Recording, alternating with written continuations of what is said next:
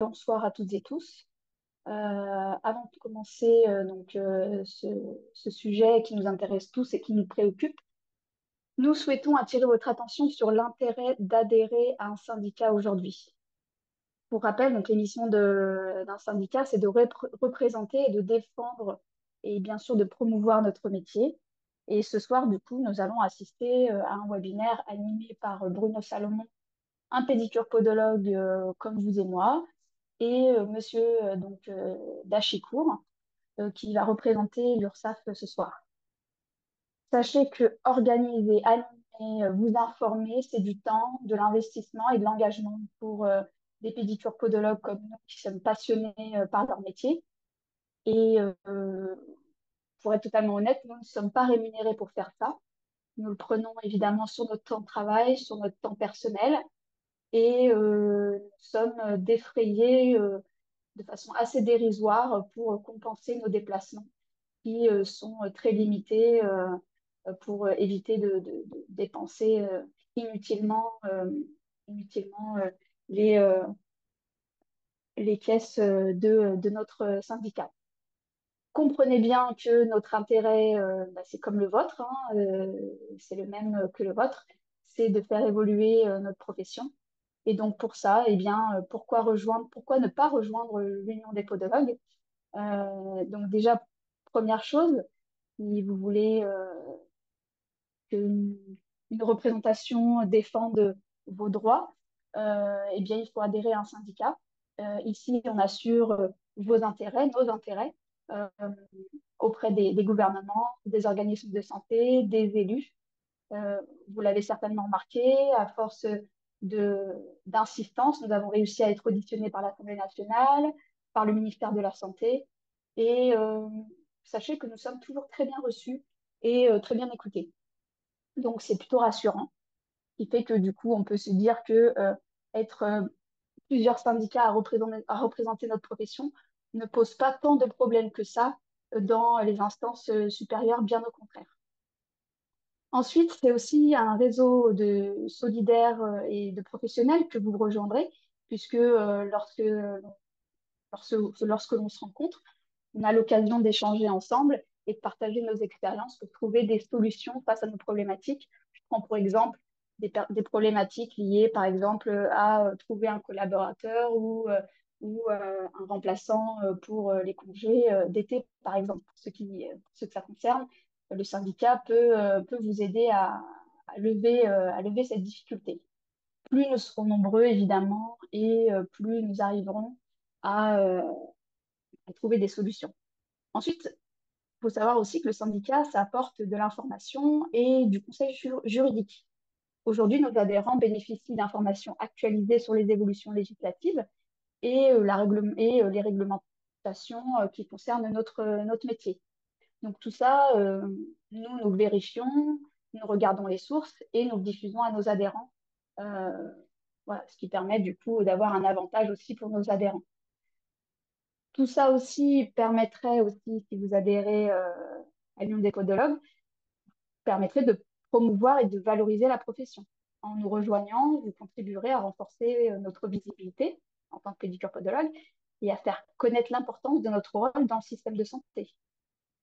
Et enfin, euh, aussi l'importance, pourquoi pas, d'avoir plusieurs syndicats qui représentent notre profession. Pourquoi est-ce que nous, on va dire, on milite aussi pour ça à l'Union des podologues? C'est pour, on va dire, garder, comment dire, garder la vision de la démocratie, c'est-à-dire qu'avoir plusieurs syndicats, ça offre une alternative, ça renforce notre pouvoir de négociation en présentant euh, diversité face aux défis auxquels nous serons confrontés. Ça garantit également une représentation plus équilibrée et finalement la différence face aux instances que l'on rencontre ne pose pas de difficulté. Au contraire, ça offre plus d'idées, plus d'ouverture. Et vous allez le voir ce soir, notamment face à ce sujet, nous ne sommes pas complètement dans la même ligne que l'autre syndicat qui a déjà fait d'ailleurs un webinaire sur ce sujet. Enfin, pour conclure, votre adhésion, du coup, elle est essentielle. Chaque membre renforce notre capacité à négocier, à influencer les décisions politiques et à obtenir des résultats concrets. Euh, voilà, donc pourquoi pas adhérer à l'Union des podologues. Merci pour votre attention. Je laisse la place à Bruno sur ce sujet qui nous intéresse tous aujourd'hui, à savoir choisir entre le régime PAM ou le régime SSI. À toi, Bruno. Je te laisse la main. Eh ben, merci Myriam pour cette belle introduction.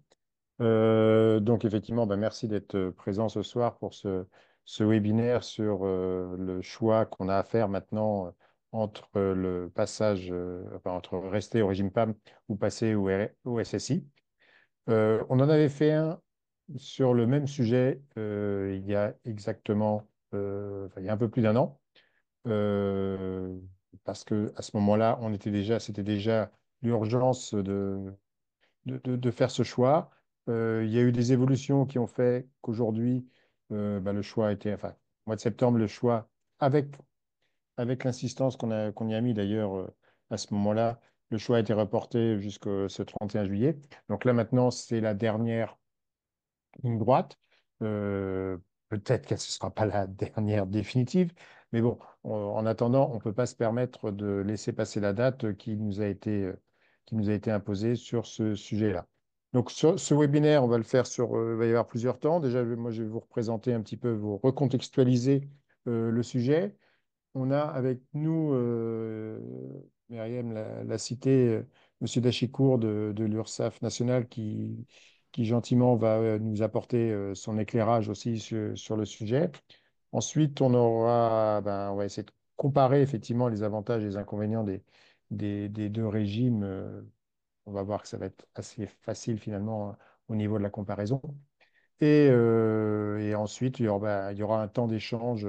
Alors, pour ce temps d'échange, n'hésitez pas à envoyer vos petits messages sur le chat qui est en bas de l'écran. Meriem et les autres administrateurs de l'Union des podologues qui sont présents ce soir, Audrey, Emmanuel et Geoffroy, prendront les messages en note et on tâchera tous d'y répondre dès que la partie présentation sera terminée. Voilà. Euh, donc pour commencer, alors, hop. Donc pour le contexte, on est sur donc la loi de financement de la sécurité sociale de 2023 qui a introduit la possibilité aux pédicures podologues de demander à ne plus être affiliés au régime d'assurance obligatoire, donc qui est le régime PAMC, praticien et auxiliaires médicaux conventionnés, qui est le régime obligatoire à partir du moment, donc comme le dit la fin à partir du moment où on est conventionné. Et cette faculté, donc, comme je vous le disais tout à l'heure, a été initialement ouverte du 1er avril au 31 décembre 2023 et a été prorogée jusqu'au 31 juillet de cette année suite au changement qu'il y a eu dans la Convention et aux annonces faites par la Sécurité sociale, par l'assurance maladie de modifier certains critères qui ont fait que on est monté au créneau pour demander ce que le choix soit reporté euh, au 31 juillet, enfin, sur l'année 2024, pour avoir la réalité de ce qui allait nous attendre. On va y revenir un peu plus tard. Aujourd'hui, on ne sait toujours pas exactement, malgré tout, ce qui va se passer. Mais voilà, maintenant le choix va être fait. Aujourd'hui, apparemment, il n'est plus possible de reporter la date, donc il va falloir faire le choix maintenant. Euh, donc le petit rappel historique rapide, avant 2004, il y en a certains d'entre vous qui exerçaient déjà à ce moment-là, je pense. Avant 2004, le régime PAMC, c'est donc le régime qui nous couvrait tous, pédicures podologues, sans qu'il y ait de notion de convention, puisqu'on n'avait pas de convention nationale à l'époque. Et à ce moment-là, la cotisation était de 0,11%, puisque c'est le principe de ce régime praticien et auxiliaire médicaux conventionnés, c'est que l'assurance maladie abonde largement le régime, puisque là, en réalité, le taux de cotisation de cette assurance maladie à l'époque était de 9,81 et on ne payait que 0,11, la différence de 9,70 étant payée par l'assurance maladie. En 2004, il y a eu une réforme importante de l'assurance maladie Et dans les éléments de la réforme, il y avait un élément qui nous a impacté directement, c'est qu'ils voulaient mettre la participation sur ce régime PAM uniquement sur les revenus conventionnés et non plus sur l'ensemble des revenus. C'est la grosse modification qui a été apportée sur ce point par la réforme de 2004. Pour autant, elle n'a pas été appliquée dans ses grandes lignes tout directement dès 2004 pour beaucoup de points. Et on a ce qui a abouti en 2007 à la signature d'une convention entre l'UNCAM et la profession, parce qu'il était sorti à ce moment-là des documents disant qu'effectivement, on nous laissait encore un petit peu de temps pour nous aligner, pour pouvoir être sur ces cotisations sur les revenus conventionnés, mais puisqu'on n'avait pas de convention nationale, mais qu'à un moment donné, il allait falloir que ça avance vite. Donc c'est pour ça que fin 2007, avec Louis Ollier, on a signé cette convention nationale que vous connaissez tous. Et pour autant, on a eu encore un petit délai avant de devoir passer au régime des indépendants si on n'avait pas de convention pardon, je dis, mais c'est sur la tarification du nouveau régime avec effectivement le repli de la participation de l'assurance maladie sur la participation de l'assurance, de la cotisation. Et c'est pour ça qu'en 2012, on nous a offert une première possibilité de s'affilier au RSI. Ça a été dans un contexte un peu particulier puisqu'il y a eu très peu de temps à ce moment-là pour le faire. On a eu une fenêtre de 2, 3 mois, je crois, je ne me rappelle plus exactement, mais c'était guère plus que 3 mois. Et ça s'est trouvé en plein moment de l'élection présidentielle, au moment où François Hollande a été élu. Et il y avait beaucoup, beaucoup de bruit qui circulait, comme quoi, si François Hollande était élu, le taux de cotisation du régime du RSI à l'époque allait doubler. Et donc, du coup, ça a réfréné beaucoup de professionnels pour ne pas passer au RSI. Ce n'était pas le seul critère, mais bon, c'est un des critères qui a joué en défaveur du passage au RSI à ce moment-là. Donc, aujourd'hui, et pour bien préciser les choses, de quoi parle-t-on? On parle uniquement de la cotisation assurance maladie, donc de notre couverture maladie personnelle.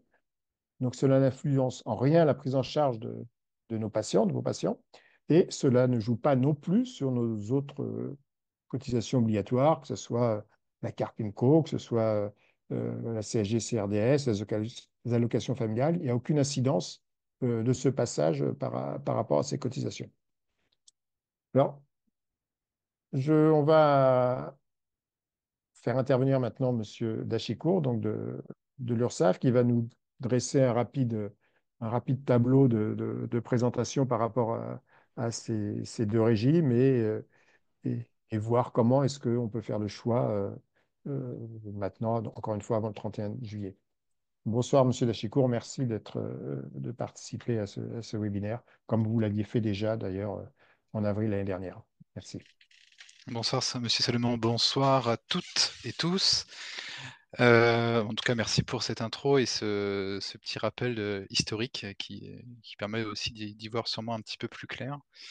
Alors, juste pour peut-être aussi rappeler un petit peu, pour remettre un peu dans le contexte, un podologue donc doit être forcément immatriculé auprès de l'URSSAF pour son activité libérale. Il ne peut pas être salarié ni auto-entrepreneur. Il doit forcément être connu comme travailleur indépendant auprès de l'URSSAF. Donc la particularité, vous l'avez souligné, il y a aujourd'hui deux régimes possibles. Soit effectivement le régime qu'on peut appeler auparavant RSI, puis un temps SSI, maintenant on l'appelle le RTI, à savoir régime travailleur indépendant. Ou le régime PAMC, qui est le régime de droit commun pour les pédicures podologues.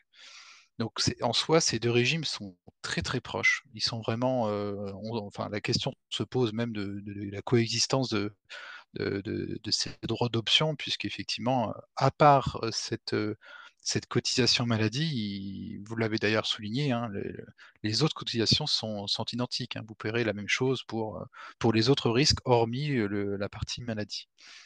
En termes de droit, c'est pareil, hein, il n'y a pas de changement, c'est-à-dire que vous optez pour l'un ou pour l'autre, les droits que vous allez vous générer seront identiques. Hormis peut-être, une légère différence en termes de prestations pour la partie maternité, paternité qui est un petit peu plus favorable dans le régime PAM, sinon les droits sont identiques. Donc ce qu'il faut aussi retenir peut-être en termes de particularité, c'est qu'en tant que, podologue, pédicure podologue qui relève du régime PAM, PAMC, hem, vos revenus, non conventionnés ou qui ne relèvent pas du SNIR, on va dire, sont soumis à une contribution supplémentaire qui s'appelle la contribution additionnelle maladie qui, heu, qui existe spécifiquement dans le régime PAMC, que vous n'avez pas, dans le régime travail indépendant, ce qui peut du coup forcément, être intéressant pour vous dans le cas où vous avez des revenus hors convention, hors SNIR importants. En revanche, dans le régime PAMC, vous avez également, des prises en charge de cotisations sur la maladie qui, elles, peuvent être très intéressantes financièrement, mais donc je pense que monsieur Salomon y reviendra après, hein. Il y a peut-être une petite estimation, simulation à faire par rapport à votre situation pour voir, bah, effectivement, est-ce que c'est intéressant ou pas? Donc sûrement, vous serez amené peut-être à faire des calculs vous-même, hein, pour voir, bah, lequel des deux régimes est le plus adapté. En tout cas, vraiment, sachez qu'en résumé, vos droits sont maintenus. Il n'y a pas de changement par rapport à ça. Il y a simplement un choix à faire en fonction de votre situation. Est-ce que la part de votre SNIR par rapport à la totalité de votre chiffre est importante ou pas? Après, il y a aussi ce choix qui sera à faire en fonction de votre régime fiscal, parce que selon votre régime fiscal, il peut être plus intéressant ou pas, d'opter pour, l'un ou pour l'autre. C'est vrai que si vous êtes au régime, micro fiscal, là, vos cotisations sont calculées sur la totalité de votre chiffre d'affaires, auquel on applique un abattement. Donc là, effectivement, c'est vrai que, bah, si le SNIR correspond à, je sais pas, à 40 de votre chiffre d'affaires ou 30-35 de votre chiffre d'affaires, à partir de ce moment-là, ça peut être intéressant d'opter pour le régime PAMC. En dehors de ça, en dessous de ça, effectivement, cette contribution additionnelle maladie, qui est quand même au taux de 3,25, rend le régime PAMC, inadéquat à votre situation. Le régime réel, c'est les cotisations et votre impôt qui est calculé sur le bénéfice de l'entreprise. Donc là, vous avez un chiffre d'affaires auquel vous pouvez déduire directement vos charges, dont les cotisations sociales. Et là, dans ce calcul, effectivement, il faut que le SNIR soit au moins à hauteur d'à peu près de 30 d'après nos estimations pour que le régime PAM soit intéressant. Et enfin, l'autre régime qui existe, c'est le régime de l'impôt sur les sociétés, hein, que vous soyez en entreprise individuelle ou en société. Ce régime, il peut être très intéressant si vous optez pour celui-ci, dans le cas notamment où vous avez toujours un SNIR supérieur à 30 de vos rémunérations. Vous voyez, à la différence de ce que je présentais tout à l'heure, vous avez un bénéfice, par exemple, de votre entreprise à 50 000, mais sur ces 50 000, vous décidez de prendre que 2 000 € par mois, en termes de rémunération. Donc au final, ça fait 2 000 fois 12, ça fait 24 000 €. Donc en termes de rémunération, vous prenez 24 000, mais imaginons que votre SNIR soit à 15 000, ben là, finalement, vous avez un SNIR qui dépasse largement les 30 et là, le régime PAMC est très intéressant puisque forcément, vous allez bénéficier de prise en charge de cotisations maladie, heu, que vous n'aurez enfin, qui n'aurait pas forcément été hyper intéressant si vous étiez au régime réel. Hem, je vais peut-être vous repasser la parole, monsieur Salomon, dans le cas où vous vouliez, présenter peut-être des simulations de calcul pour que ça soit peut-être un peu plus parlant? On peut passer directement, effectivement, aux simulations de calcul des imprésents. Donc, je vais vous repartager mon écran. Hop, normalement, ça doit être le bon. Et pourquoi je suis... Non, c'est pas le bon. Donc, désolé. Ça, c'est... hop, donc, désolé. Du coup, j'aurais pas dû l'enlever. Parce que je ne sais plus où je... Ah, il est là. Voilà. Donc, effectivement, les simulations de calcul, et voilà. Les cotisations, le comparatif. On a fait 4 cas de professionnels avec des revenus différents et participation aux actes conventionnés différents également. Donc, le premier que vous voyez à l'écran, il a un chiffre d'affaires de 60 000 euros avec un bénéfice de 20 000 euros, dont 3 000 euros de revenus conventionnés. Sa cotisation maladie, dans ce cas-là, est de 1 789 euros au régime PAMC et de 1 232 au SSI, ETI, on l'appelle comme on veut, mais bon, voilà. De toute manière, il change de nom tous les 2 ans, donc on ne va pas se formaliser sur le nom de ce régime. Donc, entre les deux, il y a un gain de 557 euros en basculant au régime PAMC. Notre deuxième podologue, Cassandre, elle a un chiffre d'affaires de 75 000 euros, un bénéfice de 30 000 euros, dont 10 000 euros de revenus conventionnés. Là, on se retrouve avec une cotisation PAMC de 2 539 euros contre 1 950 au SSI, donc un gain de 589 euros en basculant au régime PAMC. Notre troisième professionnel, Xavier, avec un CA de 110 000 euros, un bénéfice de 45 000 euros, donc 15 000 de revenus conventionnés. Et là, on a encore une fois un gain de 870 euros en basculant au régime PAMC. Pour la dernière professionnelle qu'on a mis en avant, Juliette, un CA de 170 000 euros, un bénéfice de 70 000 euros, dont 25 000 euros de revenus conventionnés. Et là, on a carrément 1 282 euros de bénéfices en basculant au régime PAMC. Alors, c'est vrai qu'on ne vous a mis que des exemples de personnes qui gagnaient en passant au régime PAMC. Mais de toute manière, M. Dachicourt en a parlé, effectivement, tous les calculs qu'on a pu faire reviennent à ça. Aujourd'hui, on sait qu'il faut à minima 35% de revenus conventionnés pour que le régime PAMC soit plus intéressant que le régime des travailleurs indépendants. Pour la simple et bonne raison, c'est qu'effectivement, c'est cette fameuse contribution additionnelle de 3,25% qui est due sur l'ensemble des revenus hors convention, donc soit en dépassement d'honoraires, soit qui ne sont pas conventionnés, et que contrairement au reste de la cotisation maladie, qui aujourd'hui, que ce soit dans l'un ou l'autre des régimes, est proportionnelle aux revenus, donc ne va pas s'appliquer. On parle de 6,5% par simplification, mais en réalité, les 6,5% ne s'appliquent qu'au-delà de 110% du plafond de la sécurité sociale, c'est-à-dire qu'à partir de, j'ai même plus de chiffre exact, mais enfin à partir de 60 000 euros de bénéfices. Donc en dessous de ce revenu-là, le 6,5% ne s'applique pas, ça va être progressif. C'est pour ça qu'aujourd'hui, quand vous voyez ce graphique-là, quand on est dans les montants inférieurs à 25 000 ou même 30 000 euros de bénéfices, c'est pas 35%, mais plus de 40% du chiffre d'affaires qu'il faut, enfin de revenus conventionnés qu'il faut avoir pour que le régime PAM soit le plus intéressant. Et par rapport à ça, dire je voulais revenir sur le fait qui a fait que la fenêtre d'ouverture a été reculée de quelques mois et que aujourd'hui, on n'est toujours pas non plus au courant de toutes les finalités du nouveau calcul de la, de la prise en charge de l'assurance maladie sur nos revenus.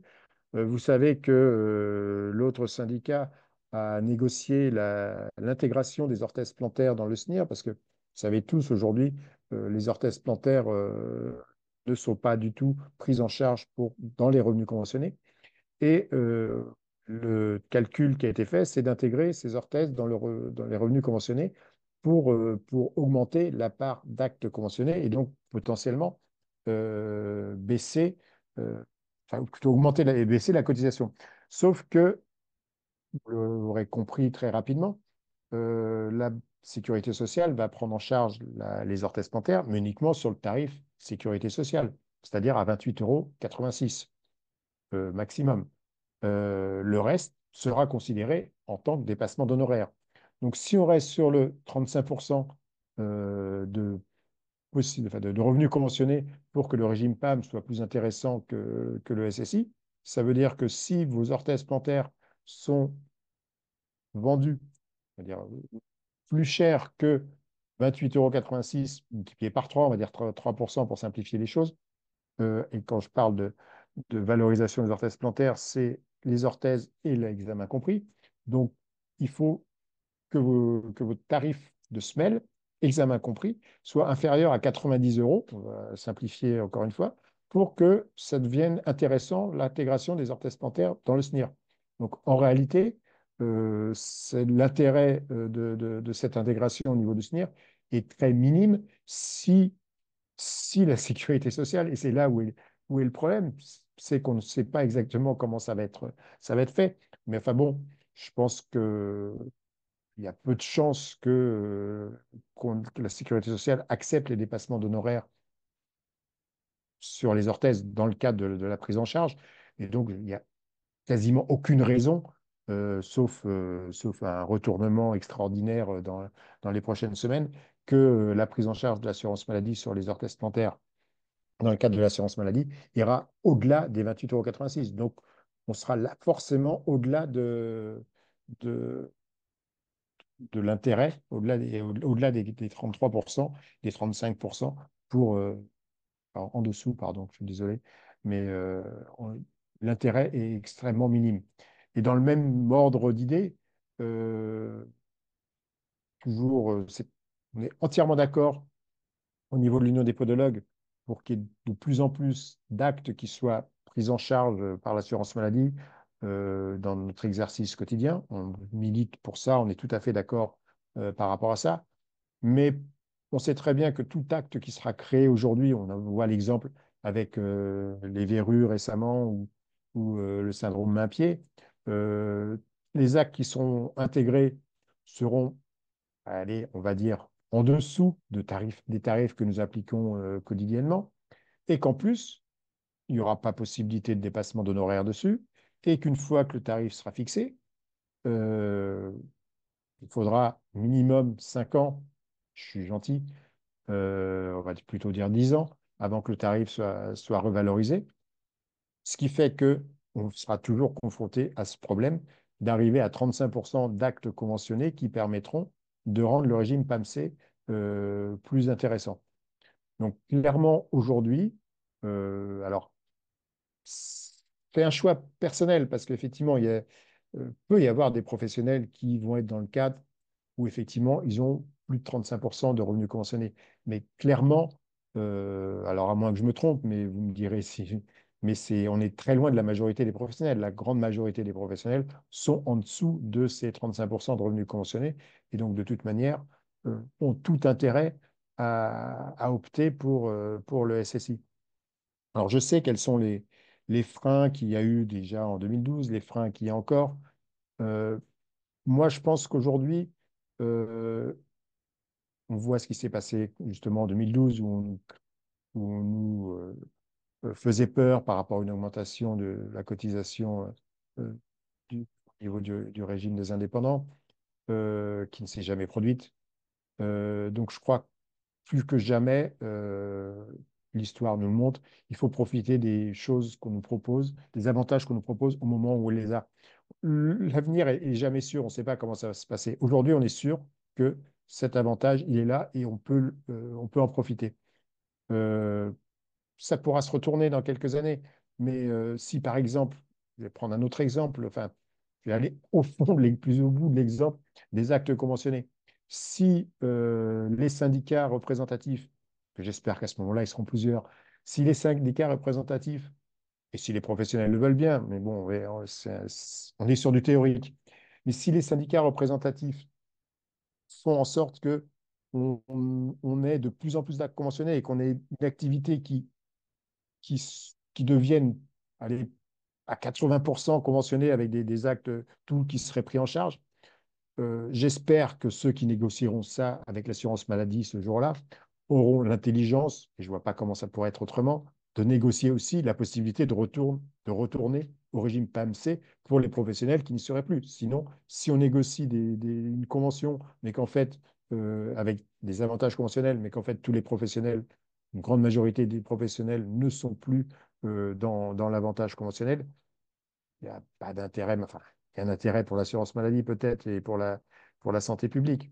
Mais si au bout d'une telle convention qui mettrait beaucoup d'actes pour les professionnels dans le cadre du remboursement d'assurance maladie, si on négocie pas en même temps la possibilité de revenir, de retourner au régime PAMC pour les professionnels qui le souhaiteraient, euh, ça me paraîtrait pas logique. Et ça, c'est une projection sur l'avenir. Il y a peut-être d'autres possibilités. Euh, peut envisager, mais bon, on y reviendra peut-être un petit peu plus tard. Euh, Ce qui fait que, ouais, on va pas. Ce que je voulais dire également, c'est que ce qu'on va voir, c'est peut-être avec M. Dachicourt d'ailleurs reprendre, même si ça concerne plus la CPN que l'URSSAF. Mais si aujourd'hui vous voulez faire valoir votre possibilité de changement de régime et de renoncer au régime AMC, ça va être assez simple à faire et l'URSSAF pourra assurer derrière ce changement de régime sans trop de problèmes. Vous me confirmez ça, Monsieur Dachicourt? Oui, tout à fait. Alors, ce qu'on a mis en place côté URSSAF, c'est un processus vraiment qui a pour objet d'être transparent pour vous. C'est-à-dire que vous avez simplement à faire une démarche auprès de la CPAM, hein, pour faire valoir votre droit. Alors, les modalités exactement, je ne saurais pas vous dire précisément. Je ne sais pas si c'est un message sur votre compte en ligne suffit ou est-ce qu'il faudrait un courrier. Ça, je Alors pourrais là, pas être totalement affirmatif. je peux Oui, répondre si vous me permettez. très bien. Dès demain ou en début de semaine prochaine, on a prévu un courrier type que vous pourrez adresser à vos CPAM pour pouvoir faire valoir votre choix, sachant que il nous a été dit que il fallait absolument, pour une traçabilité importante, d'envoyer ce courrier en recommandé, car la CEPAM n'enverra pas un avis disant on a bien reçu votre courrier et on va en tenir compte pour le reste. Donc ça, c'est une chose D'accord, importante. Il faudra, il faudra, il faudra l'envoyer en recommandé si vous voulez être sûr de, d'accord. de la En tout cas, réception par la CPM de ce courrier. sachez que quand vous aurez fait votre demande, donc ce qu'on a convenu avec la CNAM et enfin les différentes CEPAM, c'est qu'à réception de votre demande et du traitement par la CEPAM va informer l'URSSAF de votre changement de régime et nous, peut-être contrairement au CEPAM, on va vous adresser un courrier pour vous confirmer qu'on a bien reçu la demande et qu'on mettra en œuvre les changements. Alors les changements, ils interviendront uniquement à effet du 1er janvier 2025. Et concrètement, comment ça va se passer? C'est qu'aujourd'hui, si vous êtes au régime PAM et que vous voulez passer au régime travailleur indépendant, on va clôturer votre compte PAMC et on va vous ouvrir, donc on va le clôturer au 31 décembre et on va vous en ouvrir un nouveau profession libérale non PAM au 1er janvier. Donc il n'y a pas d'interruption. L'opération se veut transparente, hein, c'est-à-dire qu'on va reprendre tout ce qui existait sur la partie PAM, vos coordonnées bancaires si vous étiez en prélèvement, vos éventuels versements qui auraient en trop, qui basculeraient d'une année sur l'autre. Enfin, on reprend tout. C'est vraiment quelque chose de transparent pour vous. Votre compte en ligne, ça ne change pas, rien ne change. Vous accéderez toujours à l'ancien compte PAMC et au nouveau compte travailleur indépendant de la même manière. Il n'y a vraiment pas de difficulté par rapport à ça. Après, ce qu'il faut aussi peut-être, pour compléter ce que vous disiez tout à l'heure, c'est vrai que, aujourd'hui, quand on vous fait des simulations, on vous fait des simulations par rapport aux taux qui sont en vigueur, hein, et aux actes, hein, qui sont actuellement pris en charge, comme vous le rappelez. Donc, c'est vrai qu'il n'est pas impossible que ces éléments évoluent, dans le temps. Donc c'est vrai que nous, là, par exemple, à titre d'illustration, on a un décret qui a été voté samedi dernier, juste avant les élections, qui prévoit une hausse du taux maladie pour tous les travailleurs indépendants, les professions libérales, qui pour le régime travailleur indépendant, et les PAMC. Donc cette hausse qui accompagne un autre projet qui arrivera prochainement, c'est le projet de réforme d'assiette sociale. Aujourd'hui, vous avez plusieurs assiettes. Vous avez une assiette pour la maladie, mettons, et une assiette pour la CSG. Et ce projet veut harmoniser, hein, les assiettes. C'est-à-dire qu'on va vous baisser la partie CSG. On va avoir la même assiette pour tous les risques. Maladie, allocation familiale, CSG. Tous les risques auront la même assiette. Et donc, pour compenser cette baisse de CSG, il y aura une hausse de la maladie hausse dont les modalités encore seront à préciser, mais qui serait progressive en fonction du revenu. Mais pour les hauts revenus, ça pourrait monter à 8,7%. Ce qui est quand même pas une hausse négligeable, parce qu'on a quand même plus 2,2 points tout de même. Ce qu'il faut peut-être avoir en tête quand même par rapport à votre choix. Alors c'est vrai que moi je plaide pas forcément un régime ou un autre, hein. Les deux sont identiques. Il y a vraiment un choix à faire par rapport à votre situation.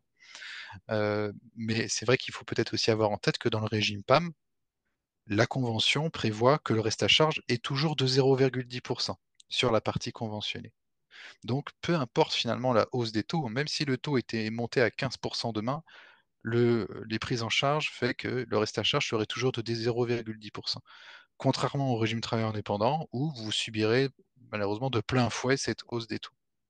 Alors après, voilà, c'est peut-être à faire ou à prévoir dans vos calculs en fonction de vos revenus. Sur ça, c'est surtout si vous avez des hauts revenus, hein. Parce que si vous avez des revenus comme, si je prends le revenu moyen, là j'ai les chiffres, si je prends le revenu moyen des podologues, on était à un peu plus de 31 000 pour 2023, dont à peu près 16% d'actes conventionnés. Donc c'est vrai que dans cette situation, le régime travailleur indépendant est plus adapté. Voilà, donc la Ok. demande, elle est à formuler auprès de la CPAM avant le 31 juillet. La prise en compte se fera à effet du 1er janvier 2025 par l'URSSAF. Et nous, on vous adressera un courrier pour vous dire qu'on a pris en compte. Et concrètement, vous trouverez un nouvel échéancier de cotisation dans votre compte en ligne 2025 qui, lui, sera fait selon les nouvelles modalités de calcul. Donc c'est vraiment une opération transparente vis-à-vis de l'URSSAF, à part peut-être votre numéro de compte qui changera, mais hormis ça, votre accès à votre compte en ligne se fera toujours de la même manière, selon les mêmes identifiants. Merci, Monsieur Vachicourt, pour ces précisions. Je voulais juste rebondir sur l'augmentation du taux du régime d'assurance maladie. Donc, effectivement, il y a une protection du régime PAM par rapport à cette augmentation du taux. Mais encore une fois, cette protection, elle se fera que sur la partie revenu conventionné.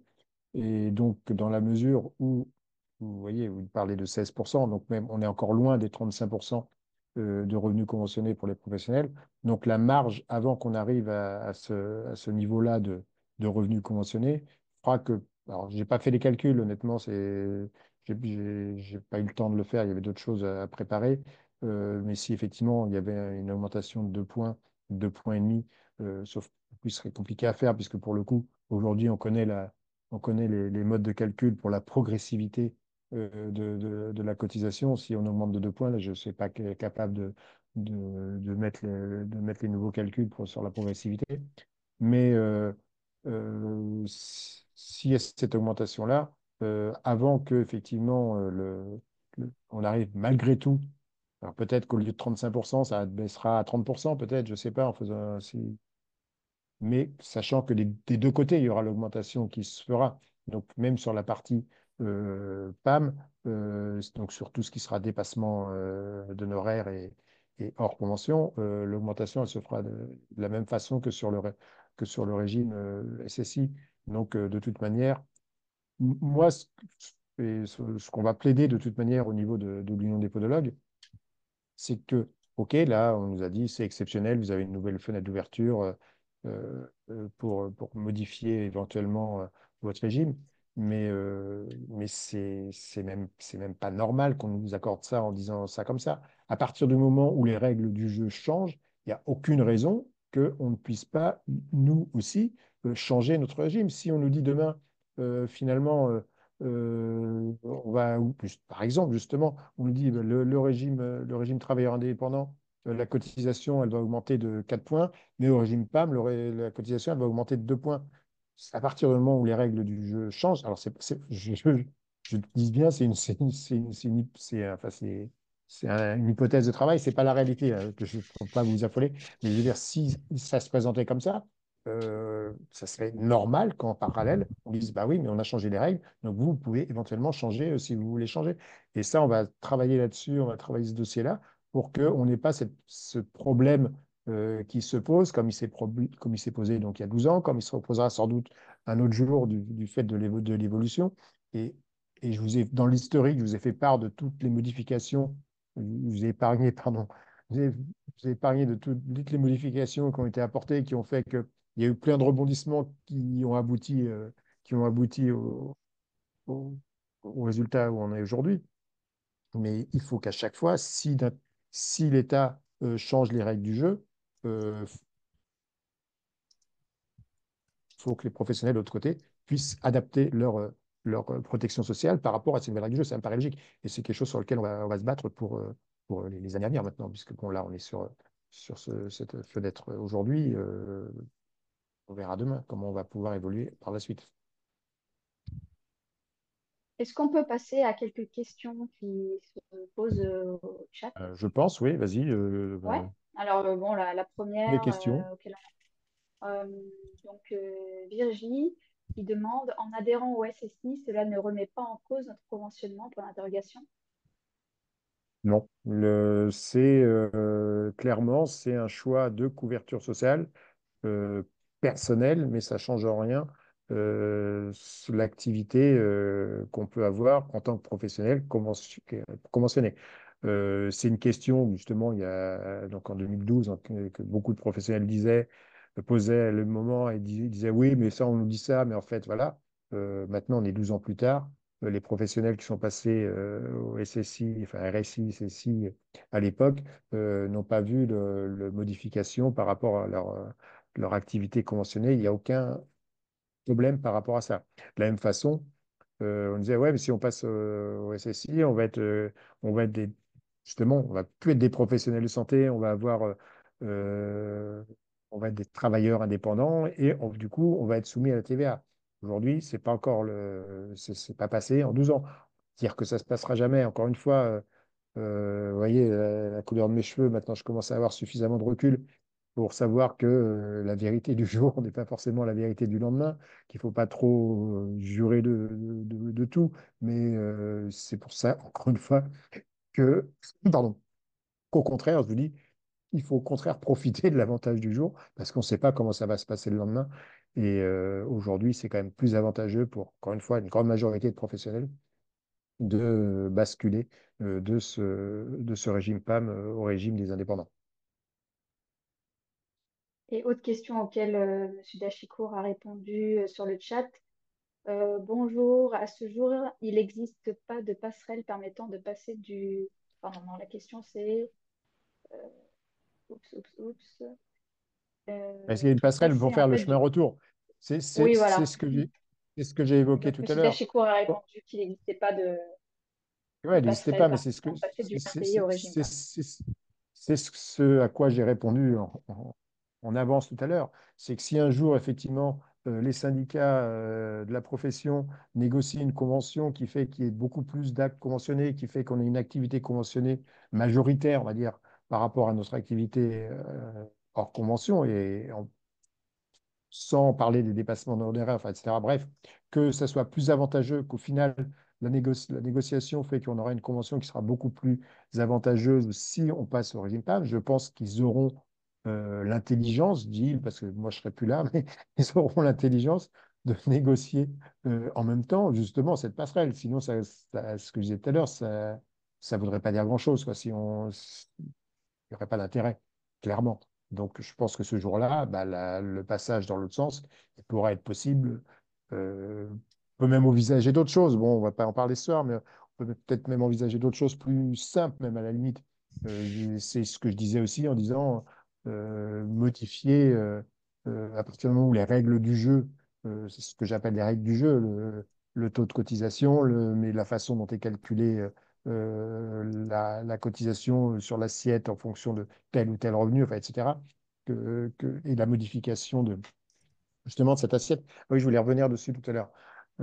Mais je vais finir sur la passerelle retour. Je pense qu'à partir du moment où il y a des modifications importantes des règles du jeu, ça me paraît évident qu'il faut qu'il y ait une négociation en parallèle pour que les professionnels puissent adapter leur choix en fonction des nouvelles règles du jeu. Sinon, j'allais dire, c'est pas normal. Et sur la modification de l'assiette des charges sociales, c'est une demande qui avait été portée au moment de la première réforme des retraites, enfin le premier projet de réforme des retraites lors du premier quinquennat d'Emmanuel Macron. C'était effectivement cette refonte de l'assiette des charges sociales, parce qu'aujourd'hui, c'est fait d'une telle façon qu'en fait, on paye de la CSG-CRDS sur la CSG-CRDS qu'on paye, puisque c'est réintégré en partie. Enfin bref, donc il y a un truc on est les seuls à payer comme ça. Et donc, lorsqu'il était question, parce que quand même, faut se le rappeler, quand il était question que le taux de cotisation à Carpinco passe à 28%, alors qu'il est aujourd'hui à 9%, enfin un peu moins de 20% si on ajoute les à côté, enfin la complémentaire, la cotisation complémentaire et la SV. Lorsqu'il était question de modifier de cette façon-là, il avait été aussi mis en parallèle la nécessité de réformer cette assiette de cotisation, et c'est pour ça que c'est effectivement quelque chose qui est dans les tuyaux depuis déjà un certain temps et qui va finir par arriver certainement. Mais encore une fois, le certainement, on ne sait jamais exactement combien de temps ça va mettre, et faut profiter du jour même. Carpe diem, j'allais dire. Et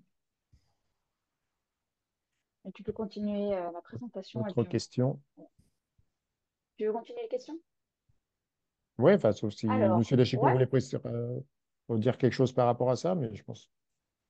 Bah, oui, oui, nous, on entend bien en tout cas qu'il y a un vrai besoin de pouvoir changer de régime hein, en fonction de la situation. Les situations peuvent évoluer d'une année sur l'autre. Peut-être qu'il y a une année, vous allez faire beaucoup d'actes conventionnés, d'autres un peu moins. Ça, c'est un message qu'on entend souvent et qu'on porte aussi auprès des instances hein, qui gèrent les nouvelles mesures. On en parlait dernièrement avec Monsieur Salomon. On va tenter de voir avec le ministère si on ne pourrait pas pousser une nouvelle mesure hein, pour la prochaine loi de finances, qui consisterait finalement à ouvrir ce droit d'option en permanence. C'est-à-dire qu'il y aura un choix qui serait à faire, enfin, si vous voulez changer, c'est-à-dire il y aurait plus de fenêtre de tir de 6 mois. C'est-à-dire que ce choix, voilà, serait à faire et il serait applicable l'année suivante. Ça, pour l'instant, c'est pas en vigueur, mais ça peut être quelque chose qu'on peut porter. Je pense que monsieur Salomon, il est aussi, tout à fait favorable. Je pense que en l'état actuel de la réglementation, c'est quelque chose qui pourrait être très intéressant pour vous, en tout cas de si vous avez peu d'actes conventionnés, de passer dans le régime de travailleur indépendant. Et ça permettrait également de résoudre, la question que vous évoquiez depuis tout à l'heure. Hein. C'est-à-dire que si jamais demain il y a un changement, il y a plus d'actes qui deviennent conventionnés, il y a les taux qui augmentent, qui font que le régime PAMC deviendrait plus intéressant, ça vous permettrait de rebasculer le cas échéant. Donc, ça c'est la situation à l'instant T, elle est comme ça. Il n'y a pas de passerelle. La seule passerelle, c'est passage du régime PAM vers le régime travailleur indépendant, c'est ouvert jusqu'au 31 juillet. Mais, effectivement, étant donné le besoin, nous, en tout cas, en tant qu'URSSAF, on entend votre message et on va le porter auprès des instances pour voir si on peut pas faire quelque chose pour que ça soit plus périn et pas qu'il y ait des fenêtres de tir comme ça tous les 10 ans. Après à voir si ça sera entendu, hein. Je peux pas bien sûr le garantir à ce stade, d'autant que, bah, vous connaissez la situation actuelle, hein, gouvernementale où, il est difficile, de savoir, de quoi sera fait le prochain gouvernement, ni la prochaine loi de finances. Est-ce qu'il y aura beaucoup ou pas de mesures étant donné la potentielle instabilité du vote de cette, loi de finances? Merci d'avoir évoqué ce point. Je voulais pas l'évoquer moi-même, avancer jusque-là dans les propositions, mais effectivement, nous, ça va faire partie des propositions. Je parlais de modifier, de pouvoir changer de régime en fonction des règles du jeu, mais effectivement, si ça serait encore beaucoup plus simple. Et dès la rentrée, on va aller voir les nouveaux parlementaires avec cette idée, c'est effectivement que puisse chaque année euh, changer de régime. Après, peut-être qu'ils vont dire, peut-être qu'il faut rester 5 ans, enfin, j'en sais rien de ce qu'ils vont nous dire en face en négociation. Mais cette idée-là de pouvoir comme on le souhaite, effectivement, pouvoir bénéficier du régime le plus intéressant de notre situation, sachant que les situations évoluent. C'est un dossier qu'on va porter dès la rentrée auprès des parlementaires pour faire évoluer ça. Alors, Ça se fera peut-être pas aujourd'hui, ça se fera peut-être. Encore une fois, quand je disais de profiter des avantages qui sont offerts, la possibilité d'avoir de nouveau cette fenêtre ouverte sur le travailleur indépendant pour passer d'un régime à l'autre, ça fait déjà plusieurs années qu'elle est portée, plusieurs années qu'il y a des choses qui passent, ou de modifications enfin, de régler ce problème de- par rapport à notre cotisation maladie. Et donc, il faut tous les ans, je pense, enfin, plusieurs années, avant que le message soit entendu et que le plus grand nombre des parlementaires finissent par dire, ouais, s'ils viennent tous les ans nous le dire et qu'il y a tant de monde qui nous le dit, peut-être qu'il faut y réfléchir. Alors en plus, si après, effectivement, si ça vient par d'autres biais, et pas seulement par les professionnels, mais par les organismes sociaux, forcément, là, ça peut aller un petit peu plus vite. Mais c'est une idée qui est très intéressante et qui, j'espère, pourra aboutir dans les meilleurs délais, comme on dit. En tout cas, comme je vous l'ai dit tout à l'heure, nous, côté URSSAF, on n'a pas de contrainte à basculer d'un régime à l'autre, hormis le fait de devoir clôturer un compte, en rouvrir un autre. Donc nous, on vous soutiendra en tout cas dans cette demande, puisque c'est pas une opération très contraignante. Alors je maîtrise peut-être moins les impacts qu'il peut y avoir côté caisse Au primaire niveau de d'assurance l'assurance maladie. maladie, ouais. Ouais, parce Peut-être que ce que c'est sont plus eux compliqué. effectivement qui sont décisionnaires, en tout cas du régime, PAM ou travailleurs indépendants. Donc peut-être que de leur côté, il y a plus d'impact qui pourrait peut-être freiner cette possibilité. Mais en tout cas, nous, côté URSSAF, voilà, c'est une opération qui est pas trop compliquée à faire et qu'on saura mener sans que ça soit trop contraignant pour vous. Après, je ne sais pas, effectivement, peut-être que pour l'assurance maladie, c'est un peu plus compliqué, mais aujourd'hui, clairement, je ne pense pas que ça soit inaccessible. Après, c'est vrai qu'à partir du moment, enfin, c'est plus confortable pour vous, pour nous, pour l'assurance maladie, qu'il n'y ait pas de changement. Moins on est sûr qu'il n'y a pas d'erreur qui soit faite. À chaque fois qu'il y a un changement, potentiellement, peut y avoir des erreurs de manipulation ou de ceci, de cela, ou pour nous, de remplir un dossier parfois compliqué, administratif, voilà, on coche la mauvaise case sans faire attention, et voilà. Et on sait très bien, quand on est confronté à ce genre de choses, qu'à partir du moment où ça part de travers, ça peut être très compliqué de revenir en arrière. Donc c'est peut-être ça le seul bémol, mais à partir où si ça peut être bien encadré et simplifié, parle quand même depuis des années de simplification administrative. S'il suffit juste de cliquer sur un bouton, cette année je vais être au PAM et l'année suivante je vais être au TI, et qu'il n'y ait pas d'autres interventions qui fassent que, ben, en fait, entre les deux, il y a un biais qui se passe et que du tout on se retrouve face à une situation compliquée.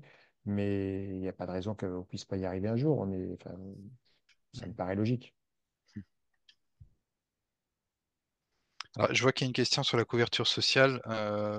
Il n'y a pas de différence entre le régime PAM et le régime travailleur indépendant, hormis peut-être une légère au niveau des prestations maternité, paternité, adoption, où là, le régime PAM est légèrement plus favorable.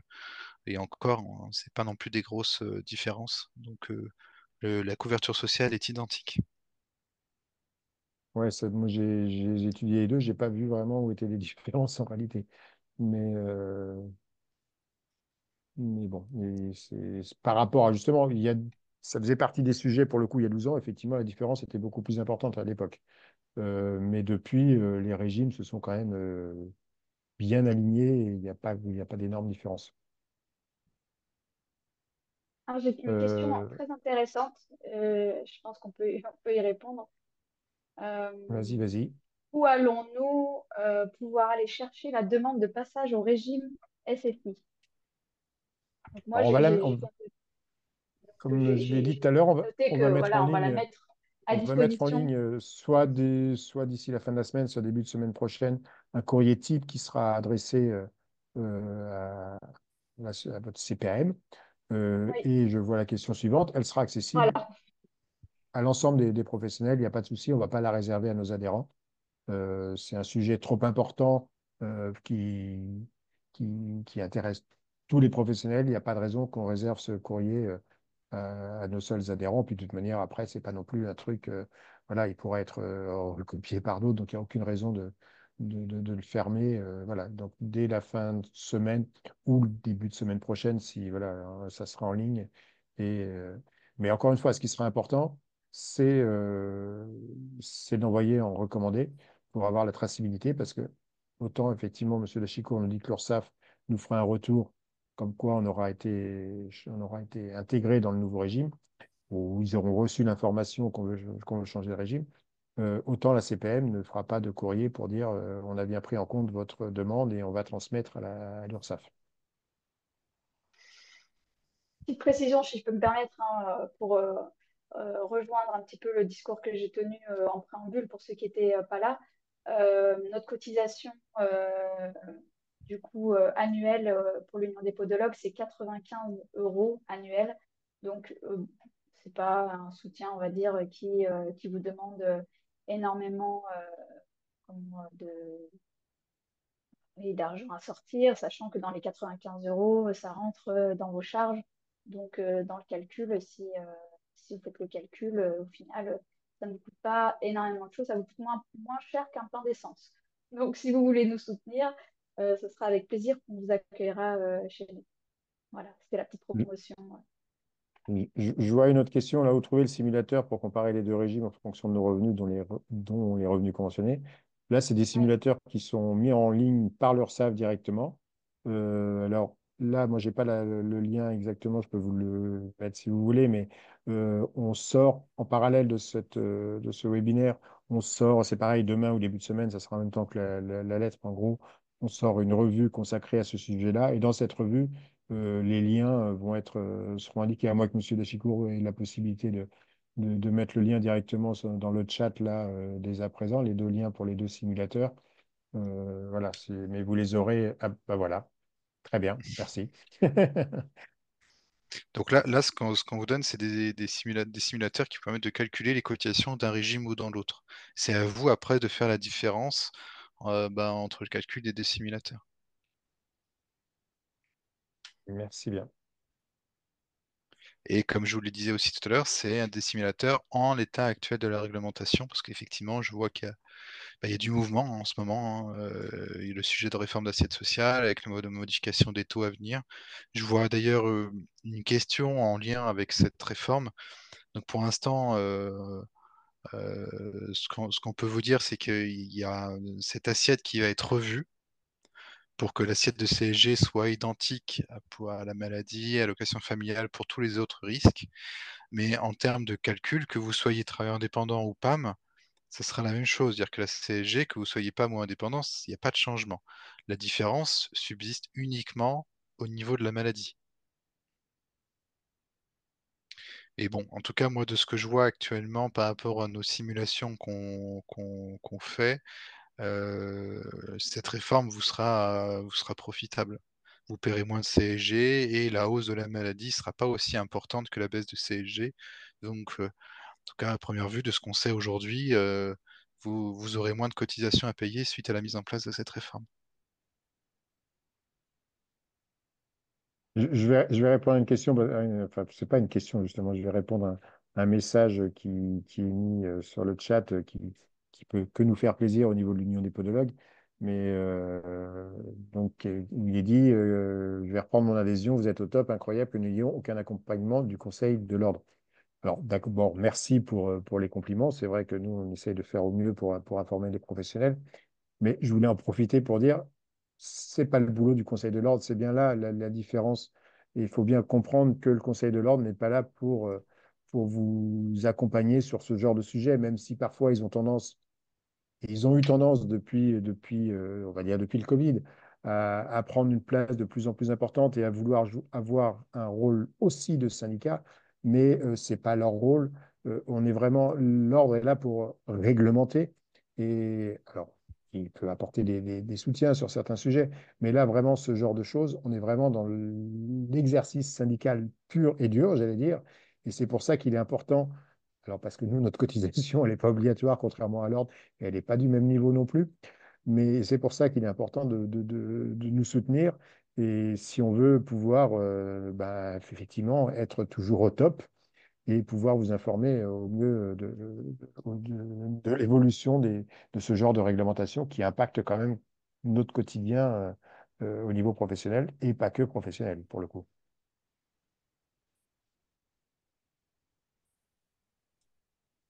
Est-ce qu'il y a d'autres questions?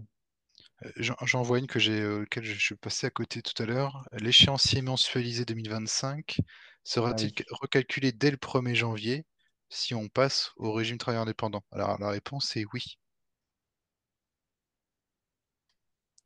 Ouais, c'est clair. Et puis, sachant que c'est, encore une fois, l'échéance aujourd'hui, c'est le 31 juillet pour faire valoir son choix. Donc, si les informations sont transmises par le CPN dans les délais, il y a largement le temps pour recalculer, pour vous, pour recalculer nos cotisations d'un passage à l'autre, d'un régime à l'autre. Dans tous les cas, si vous faites votre demande, comme je le disais déjà, on vous tiendra au courant qu'on a reçu votre demande. Mais lorsqu'on fera aussi l'opération de changement de numéro de compte que j'évoquais, on vous informera également avec un courrier pour vous dire, voilà, on a clôturé votre compte PAMC à telle date, on a repris vos moyens de paiement habituels, on vous a créé un nouveau compte travail indépendant avec tel numéro de compte, on vous tiendra au courant. Donc vous aurez toutes les informations. Et là, je veux réagir sur un message qui est arrivé suite à ce que je venais de dire par rapport au rôle syndical et au rôle ordinal. L'ordre est là pour nous défendre par rapport au pouvoir public. Non, l'ordre n'est pas là pour nous défendre par rapport au pouvoir public. L'ordre, au contraire, a une mission qui est confiée par les pouvoirs publics pour régenter la profession.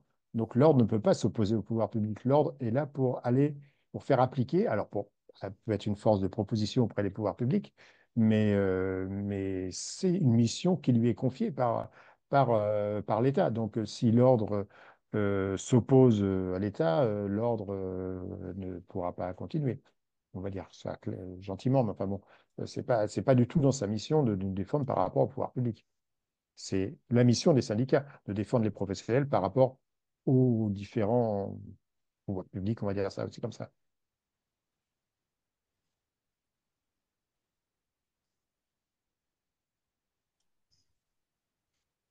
Ça, c'est une question pour M. Deschicourt. La suivante, là, est-ce qu'en passant SSI, nous pourrons réajuster nos cotisations en cours d'année comme nous pouvons le faire actuellement en cas de prévision d'augmentation de chiffres ou de baisse aussi d'ailleurs?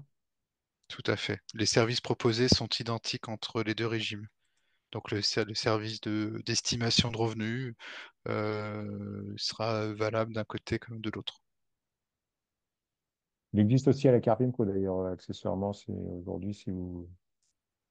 Je pense qu'à peu près tous les organismes sociaux le proposent pour les travailleurs indépendants de façon globale, quoi. Donc, qui vont avec des chiffres qui évoluent.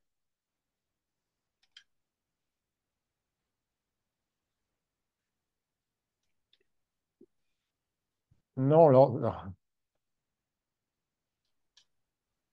mais on va recentrer le sujet, on va pas parler de l'ordre et du syndicat. Je pense d'accord. que bah, vous allez bien. Oui, ouais, ouais, ouais. On en a pour toute Euh, la nuit. Il est 21h38, Bruno. Alors, ouais, je vois une autre question. Si on passe au SSI, c'est parce quelque chose au niveau de la carte PINCO à notre désavantage, l'ASV. Non, l'ASV reste malgré tout, puisque c'est par rapport à la convention. Alors, je sais que c'est un peu. La complexité qu'il y a eu ces dernières années, c'est que du coup, les personnes qui sont au régime des travailleurs indépendants et qui ne sont pas la CPM. La Carpimco n'avait pas, je pense que c'est réglé maintenant, je suis désolé, je ne suis plus administrateur de la Carpimco, je ne sais plus comment ça se passe, mais c'était la transmission d'informations qui était pas forcément aussi bien rodée que la transmission de l'information pour le régime PAMC par rapport effectivement le régime ASV. Mais non, non, il n'y a pas de modification par rapport à ça.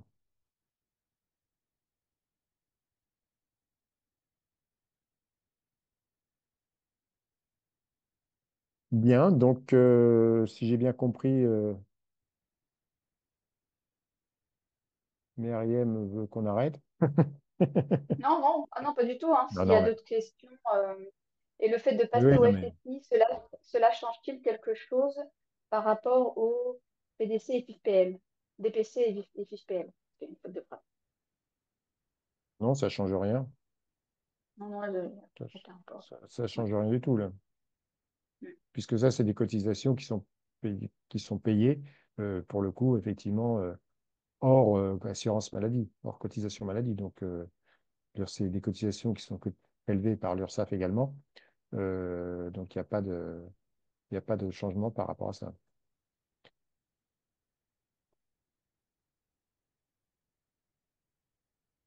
D'autres d'autres questions, d'autres remarques?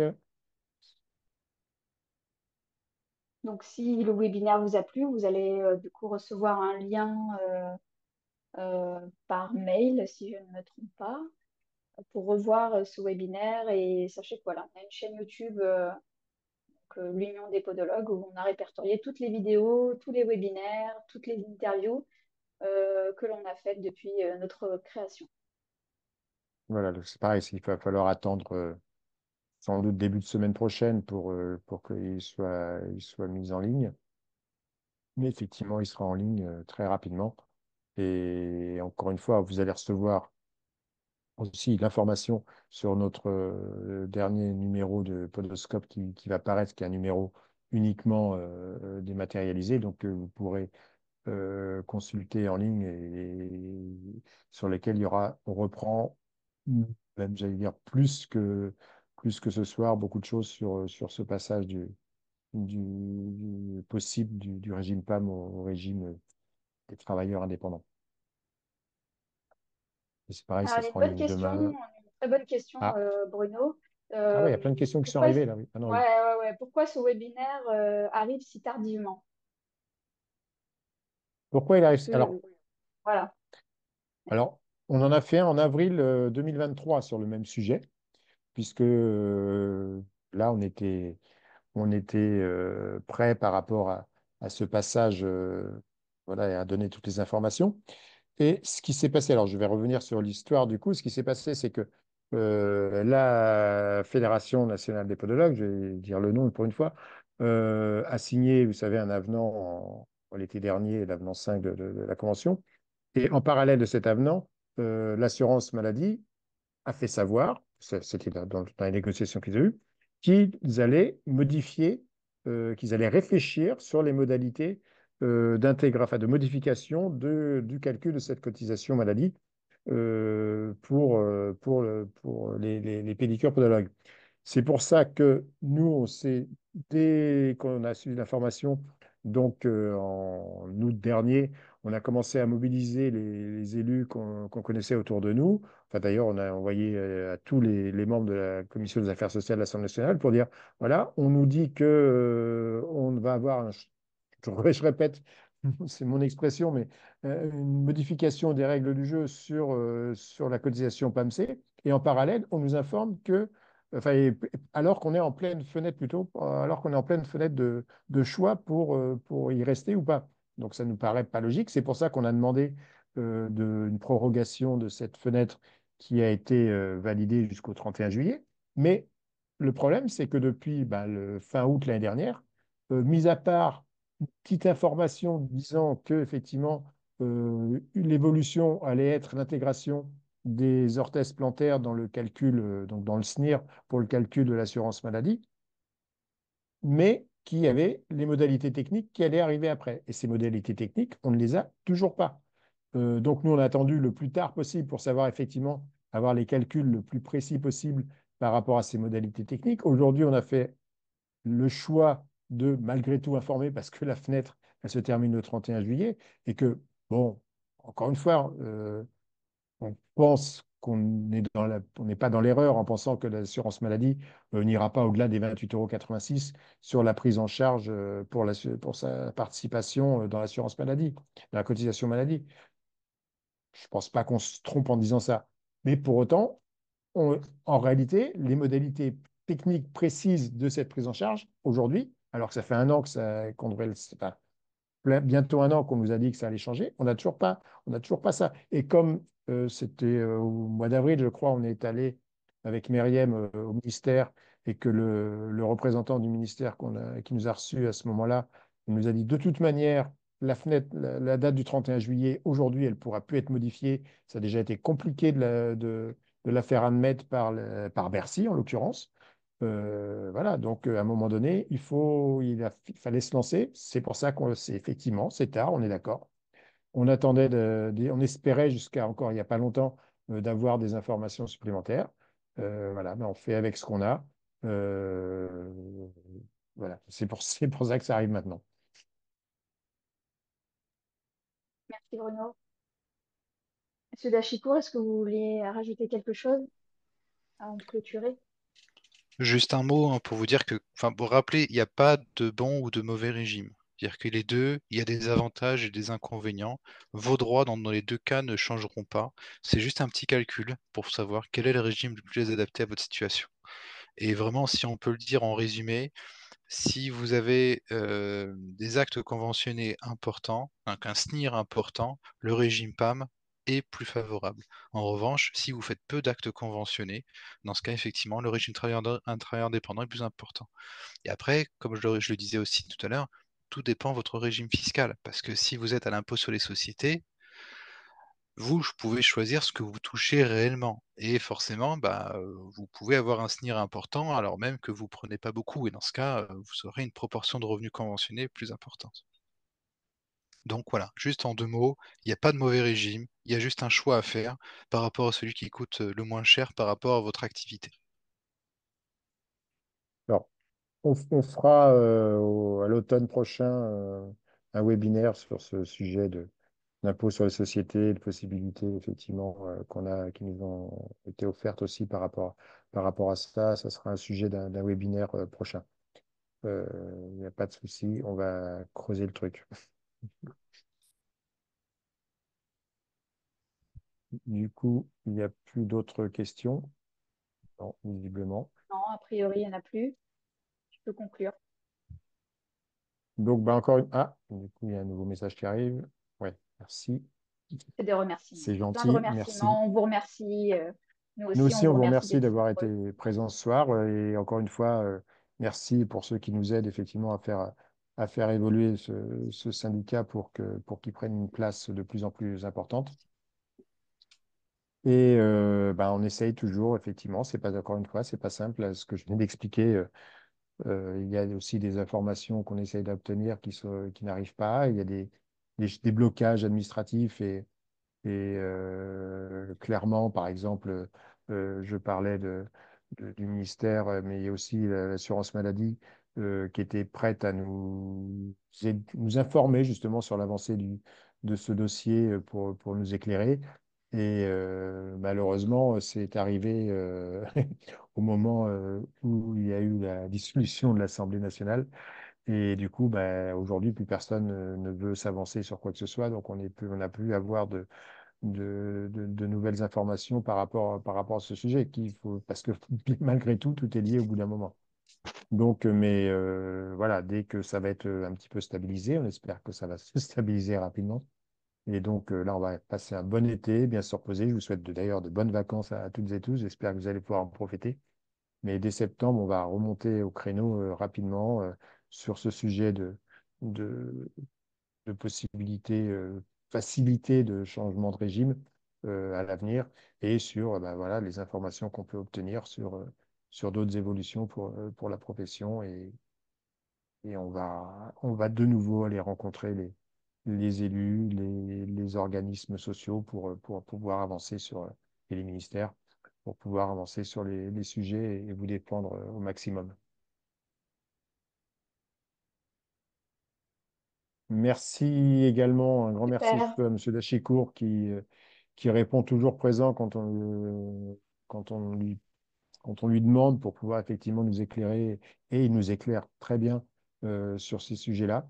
Et donc, merci pour votre disponibilité et pour tout ce que vous pouvez nous apporter comme information et précision quand parfois on est aussi dans l'erreur, ce qui peut nous arriver, mais malgré tout.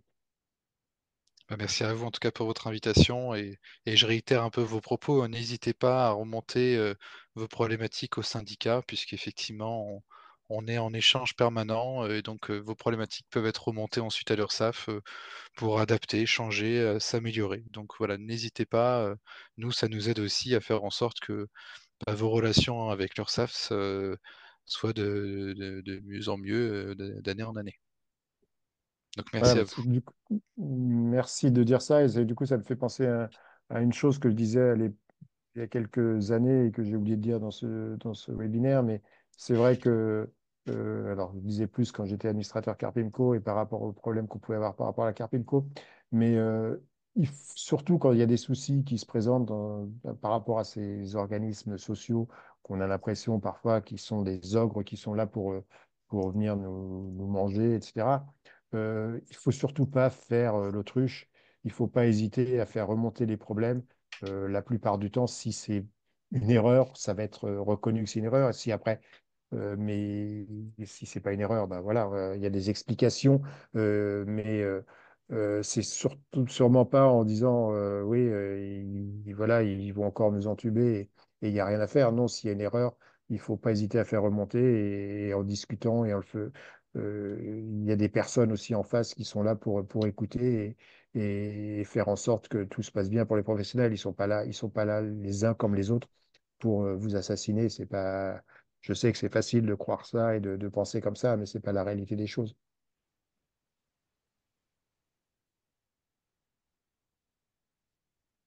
Oui, bah merci pour ce dernier chiffre, 2000 podos au RTI, donc on a encore un nouveau l'acronyme qu'il faut intégrer. 2000 podos au RTI et 11 000 dans l'âge d'une femme. Bon, sachant qu'on est 14 000 podos normalement, donc il y en a qui se sont perdus en route. Mais J'ai bon, bah, c'est arrondi ça. hein, parce que je Oui, voulais non, mais avoir des chiffres ronds, mais on- non, non, mais c'était. j'ose espérer que tous les podos seront conduits de l'URSSAF. Mais Mais voilà. Donc, bah, je pense que d'ici la fin de l'année, le, le, il y aura peut-être pas une inversion du chiffre, mais ça, il y a un équilibre entre les deux. Je pense qu'il y a de fortes raisons, il y a de fortes chances, plus exactement. Donc, encore merci à toutes et tous. On va faire en sorte de pouvoir mettre en ligne tout ça très rapidement, que ce soit ce webinaire, notre nouvelle revue et le courrier pour, euh, pour adresser à vos CPN pour modifier, pour renoncer à au régime PAMC, puisque c'est dans cet ordre-là qu'il faut, enfin, c'est avec cette phrase-là qu'il faut indiquer à la CPN qu'on veut changer de régime, puisque c'est un renoncement en fait aux avantages liés au régime conventionné. Ce sont plus des avantages pour nous. Mais bon, voilà. Bon, bah, écoutez, encore une fois, merci. Passez de bonnes vacances. On se retrouvera à la rentrée et avec une équipe qui sera regonflée avec tout le soleil qu'on aura enfin eu durant cet été et avec plein d'énergie pour avancer sur les dossiers, comme je le disais précédemment. Merci et à Super. bientôt. merci Bonsoir, à vous. merci.